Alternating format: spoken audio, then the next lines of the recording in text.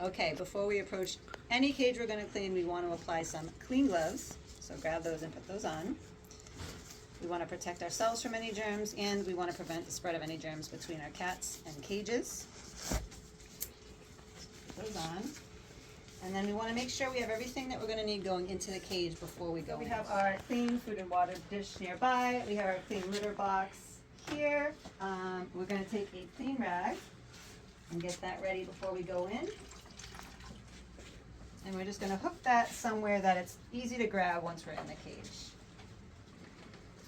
So all of our clean things are nearby, and we're going to go in. So before we go into any cage, we want to look at our signage, make sure that there's no allergies, any medical conditions that we need to be aware of. And Whoopa has some special food that he needs. So we're going to go in now, and we're going to grab Whoopa's dirty things. Grab his dirty litter box. There's a dirty food dish.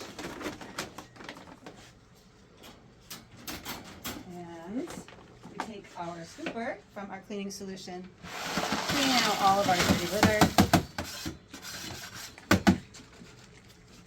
If the litter box is extra soiled on bottom, if there's any poop sticking or anything, you're going to want to take your wet rag at the end and just wipe that out so that we can move it forward and wash that later. We put our dirty litter box with our other dirty litter boxes down on the floor. And then we go in and we grab bedding. Hi, Whoopa. Put that off to the side. Whoop. And Whoopa got out. Whoopa is medically approved to be out. He's one of our cats that can roam. You want to make sure of that before you let any cat out of your cage when you're cleaning, and you want to make sure that your doors are closed in your room. So then we're going to go in Whoopa's cage. We're going to grab his dirty food dish, his dirty water, and we just dump any old food, and we take the dirty water dish, and we put those in our dirty dish bucket on bottom of our cart. And then we're going to take our wet rag, and we're going to go in, and we're going to start on the side walls and just get any debris off that we find, any fur, any fecal matter, any debris. And then we're going to go around our food and water holders. And then we move down to the bottom. And we make our way around the whole bottom of the cage.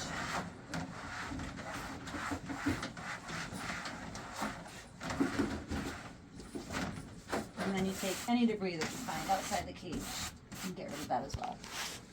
All right, and then we take our dirty rag.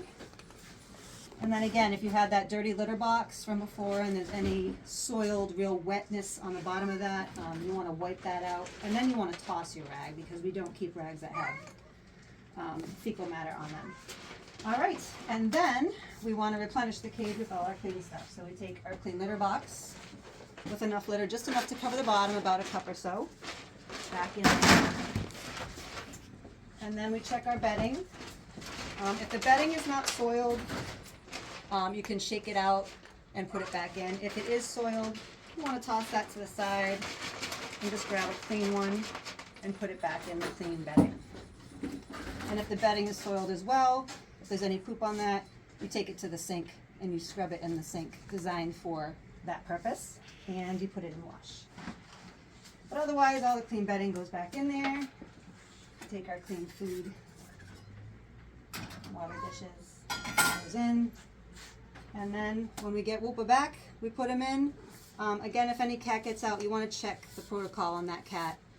Make sure the cat either goes back in the cage at the end of your shift, or that it's safe for them to stay out. And okay. So sometimes you're going to come across a cage where you're going to need to use a shield. It might be a feral cat, it might be a cat that's on quarantine that you want to just keep your distance from. But we have different sizes for shields. Depending on the size of the cage opening or the size of the cat you're dealing with, you want to pick your shield accordingly. So I'm going to use this one, since we're not using a real cat today. Just keep it small to show you. I have a clean rag nearby. If you're going to be using the shield for a cage that you're going into, you want to have an extra wet rag nearby so that you're not going back in with dirty hands. So take your shield that has a handle, and we're going to have our cat on the side of the shield, we're gonna grab our litter box. So we'll use the shield to keep the cat on this side of the cage while we pull our litter box. And then if we wanna shift the cat, we're gonna maneuver our shield in a way that we can turn the cat over to the other side of the cage so that we can pull out everything. And you might need to switch hands to pull out everything from the cage and remove it. And then you can just, once you're done, you come out with your shield, close your cage, and that's where your clean rag comes in. You want to make sure you wipe that down before you go into your next cage. So it's clean and ready to use. Sometimes you're going to come across a cage where you have a feral cat in a box, and the easiest way to go about this with cleaning the cage is to just come into your cage and turn your box with the cat inside so that it's facing the bars. And then you can get in the cage with your broom. You can get out everything you need. You can also move the box so you can get to the other side safely. The cat feels safe, you feel safe, everybody wins. This one heard the doorway. So sometimes you're going to come across a cage where you have multiple cats. You need to make sure that they are medically cleared to come out.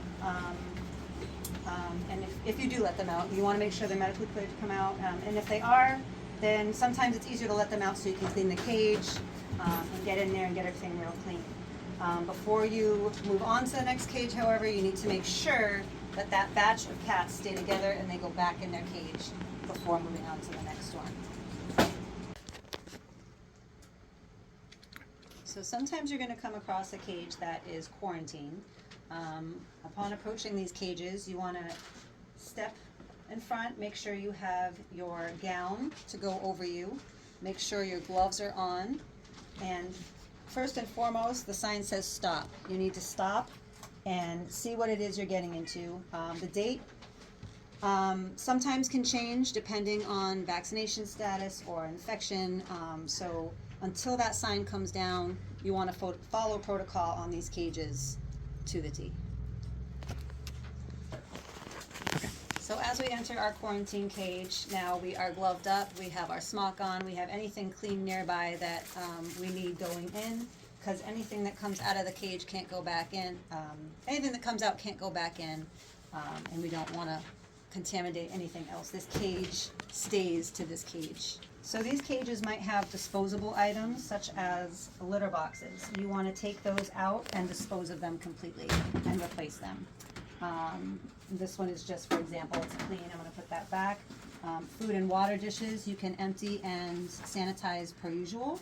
As far as bedding goes, we use padding to keep our cats dry and clean. And then the boxes themselves, unless they're completely destroyed in any way or soiled, they can be reused for that cage. Once your cage is done, like I said, you want to have everything in here to be ready to clean and wipe down.